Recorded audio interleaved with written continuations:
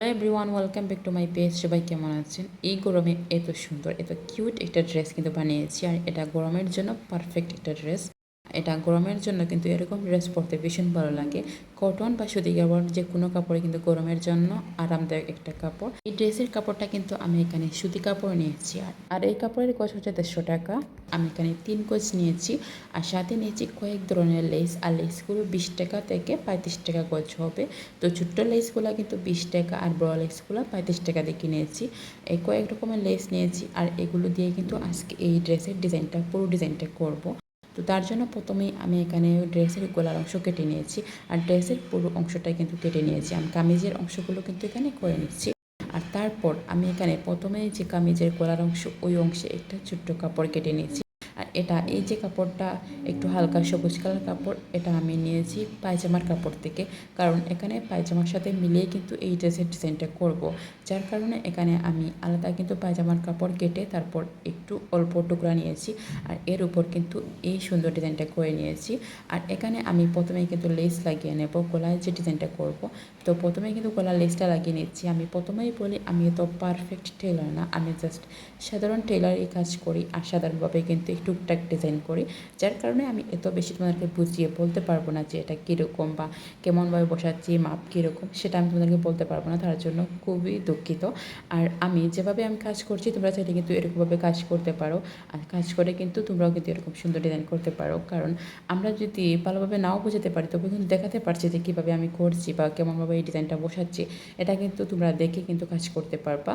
আর এরপর আমি এখানে যে ডিজাইনটা করছি, এটা বর্তমানে ইউনিক একটা ডিজাইন। এটা কিন্তু বর্তমানে অনেক ভাইরাল একটা ডিজাইন, যে কেউ কিন্তু এরকম সুন্দর সুন্দর ডিজাইন কিন্তু গলার মধ্যে কাজ করে থাকে।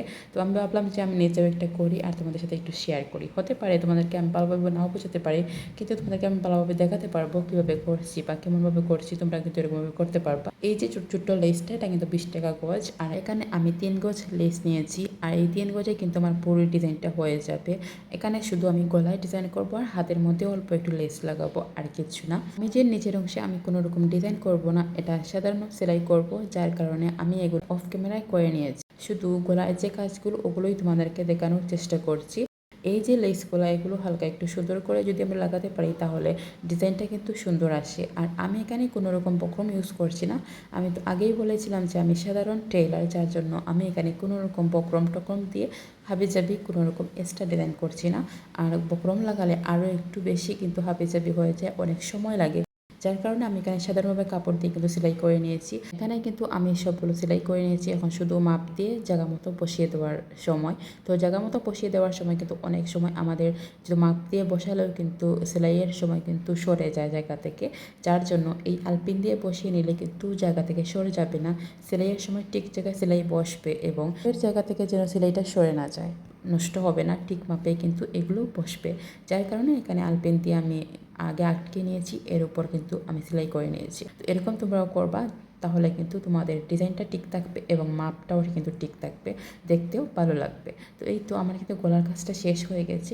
এখন আমি পুরো কাজটা করে নেব, আর হাতে আমি অল্প একটু লেস লাগিয়ে নেব। কারণ হাতে যদি লেস লাগাই, তাহলে কিন্তু ডিজাইনের সাথে কিন্তু ম্যাচ হয়। এই জন্য কিন্তু আমি এখানে হাতের মধ্যে অল্প একটু লেস লাগিয়ে নিয়েছি, এই ছোট্ট ছোট্ট লেসটা। আর আমি বড় লেসটা কিন্তু লাগাই নাই। আমি প্রথমে ভেবেছিলাম যে বড় লেসের কাজ করব, কিন্তু পরে কিন্তু আমার ভালো লাগেনি, যার কারণে ছোট্ট লেস দিয়ে কিন্তু ডিজাইনটা করে নিয়েছি। তো কেমন হয়েছে আমার ডিজাইনটা প্লিজ কমেন্টে জানাবেন। ভালো লাগে প্লিজটা ফলো করে রাখো। আবার দেখা হবে অন্য কোনো ডিজাইন নিয়ে। Bye bye.